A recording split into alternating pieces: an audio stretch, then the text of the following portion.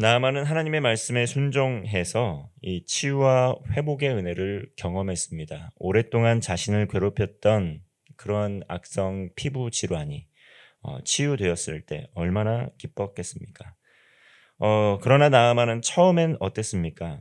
자신이 기대했던 것처럼 이 상황이 전개되지 않아서 이 엘리사를 찾아왔을 때 자신이 기대했던 것처럼 상황이 전개되지 않아서 엘리사는 분노하고 실망했었습니다. 그럼에도 불구하고 이 믿음으로 순종하게 되었을 때 자신이 그렇게 간절한 마음으로 기대하진 않았지만 이 믿음으로 순종하였을 때 말씀대로 하나님의 능력을 경험했습니다. 그런 그가 어떻게 반응하고 있는지 또 오늘 볼 수 있는 것입니다. 하나님께 감사하고 하나님께 찬양을 했습니다. 15절 말씀입니다. 나아만이 모든 군대와 함께 하나님의 사람에게로 도로와서 그의 앞에 서서 이르되 내가 이제 이스라엘 외에는 온 천하에 신이 없는 줄을 아나이다. 청하건대 당신의 종에게서 예물을 받으소서 하니. 나아만은 모든 군대와 함께 엘리사에게, 하나님의 사람 엘리사에게 다시 돌아옵니다. 그리고 고백을 하게 됩니다. 이제 이스라엘 하나님 외에는 온 천하에 다른 신이 없는 줄 알게 되었다. 이렇게 고백을 하는 것입니다.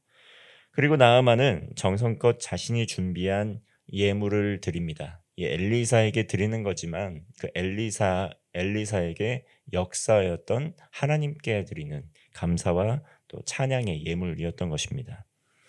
이렇게 육신의 질병을 통해서 나아만은 하나님의 능력을 경험합니다.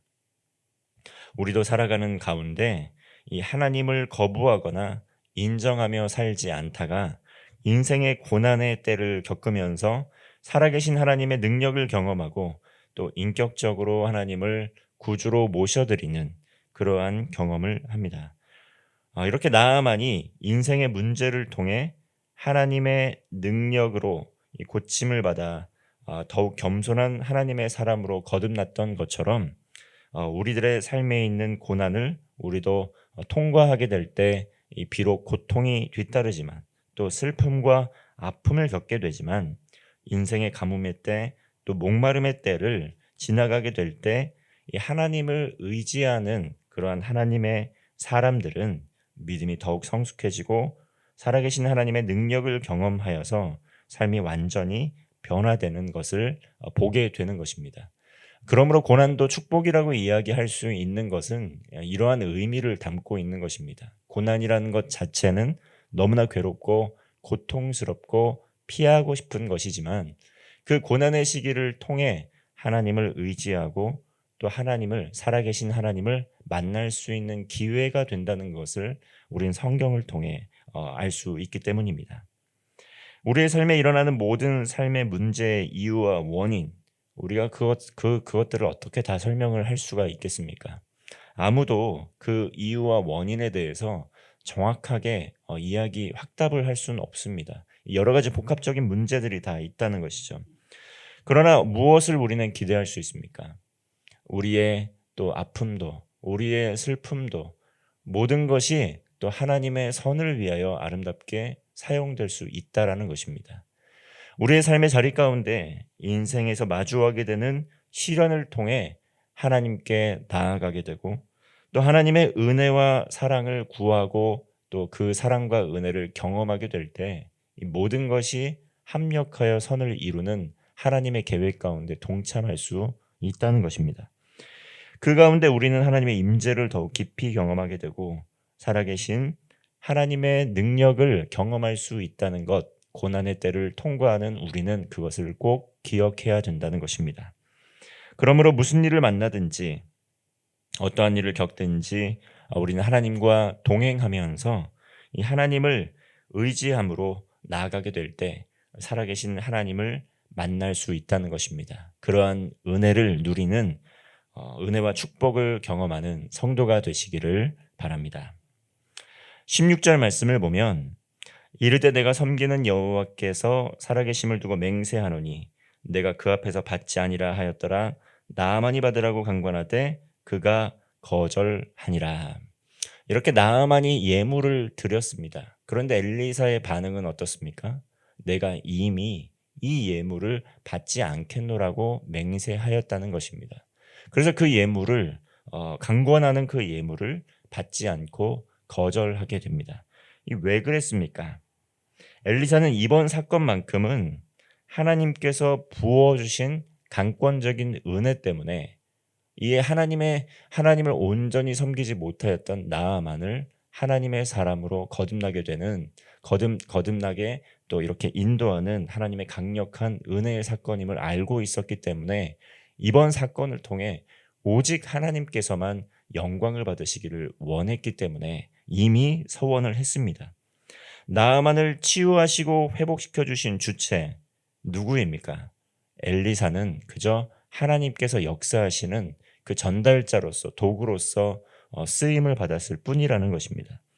엘리사는 이번 기회를 통해 하나님께서 온전히 영광을 받으실 수 있도록, 그리고 또 나아만이 온전히 그 하나님께 감사와 찬양과 영광을 돌릴 수 있도록 예물을 정중하게 거절합니다. 그렇게 나아만은 이제부터는 완전히 변화되어서 다른 신을 섬기지 않고 우상을 척결하고 하나님 한 분만을 섬기는 신앙을 갖겠노라고 고백을 하게 되고 또 그러한 삶을 살아가게 됩니다. 17절 말씀입니다. 나아만이 이르되 그러면 청하건대 노새 2마리의 실을 흙을 당신의 종에게 주소서. 이제부터는 종이 번제물과 다른 희생제사를 여호와의 다른 신에게는 드리지 아니하고 다만 여호와께 드리겠나이다. 아마도 이 노새 2마리의 실을 흙을 통해서 여호와를 섬길 수 있는 그러한 제단을 만들고 하나님을 섬기는 전을 개인적으로 하나님을 섬기는 그런 예배 처소를 만들기 위해서 흙을 달라고 한 것입니다. 성전을 지어 가는 것이죠. 그의 개인적인 성소를 지어 짓기 위해서 이렇게 요청을 한 것입니다. 그러나 문제가 있었습니다. 개인적으로는 거듭나서 삶의 자리 가운데, 일상의 삶의 자리 가운데에서 기도처도 마련하고 하나님을 예배하는 제사를 드리는 곳을 마련할 수 있지만 한 가지 완전하게 떠날 수 없는 것이 있었는데 그것이 무엇이었냐면 아람 왕과 함께 우상의 신전에 들어가서 경배를 해야 되는 문제가 있었다는 것입니다. 이 부분에 대해서 나아만은 엘리사에게 정중하게 양해를 구합니다. 18절 말씀입니다. 오직 한 가지 일이 있사오니 여호와께서 당신의 종을 용서하시기를 원하나이다. 곧 내 주인께서 림몬의 신당에 들어가 거기서 경배하며 그가 내 손을 의지하심에 내가 림몬의 신당에서 몸을 굽히오니 내가 림몬의 신당에서 몸을 굽힐 때에 여호와께서 이 일에 대하여 당신의 종을 용서하시기를 원하나이다 하니.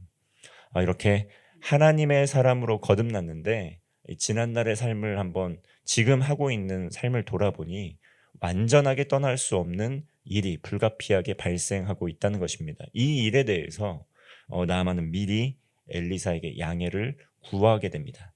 그러나 이 나아만의 중심 어땠습니까? 이 나아만의 중심 계속해서 림몬의 신당에 들어가서라는 말을 하면서 이 우상을 숭배하는 것이 아니라 그 신당에 들어가서 그 마음의 중심만큼은 여호와를 사랑하는 마음이 있지만 어쩔 수 없이 공무를 수행하는 가운데 자신의 일상의 삶에서 이 공적인 일을 수행하는 가운데 따라야 하는 일도 있다라는 것을, 근데 그것이 당연한 것으로 여기지 않고 그 일을 부디 용서해 주시기를 간구했던 것입니다. 이처럼 우리의 삶을 살아가는 가운데 부득이하게 하나님을 섬기지만 또 하나님 보시기에 우리의 마음의 양심이 또 거리끼고 또 하나님 앞에서 또 부끄러움을 느끼는 일들을 우리가 삶의 자리 가운데서 해야 할 때도 있습니다. 그러나 그러한 우리의 마음의 중심 어때야 됩니까?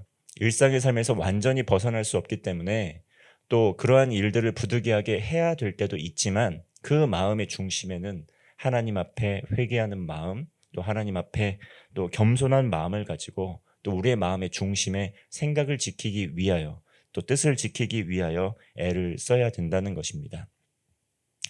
일상의 삶에서 내 삶의 현장에서 이걸 할 수밖에 없기 때문에 이러한 일들을 할 수밖에 없기 때문에 이것은 당연한 것이 아닌가라는 그러한 삶의 태도와 하나님 앞에 이 또한 너무나 송구하고 죄송하는 마음을 가지고 더욱더 하나님께 은혜를 구하고 하나님의 사랑을 구하려는 그 마음의 중심을 갖고 이러한 일에 참여하는 것은 그 삶의 신앙의 자세와 태도가 매우 다르다는 것을 우리는 기억해야 됩니다.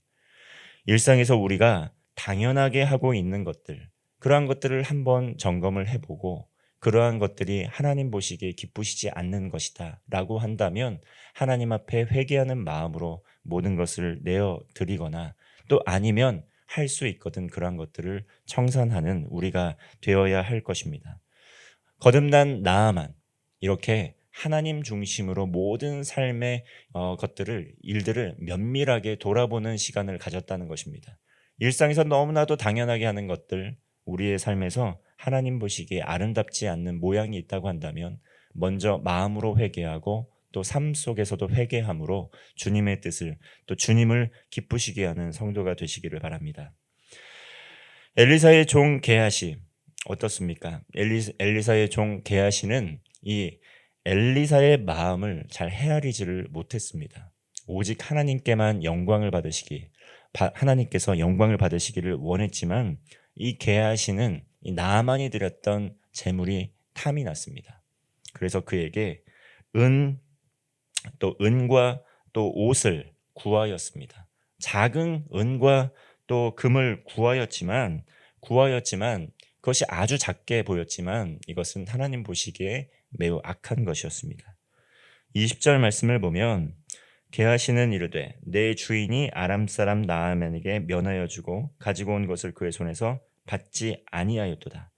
여호와께서 살아계심을 두고 맹세하노니 내가 그를 쫓아가서 무엇이든지 그에게서 받으리라.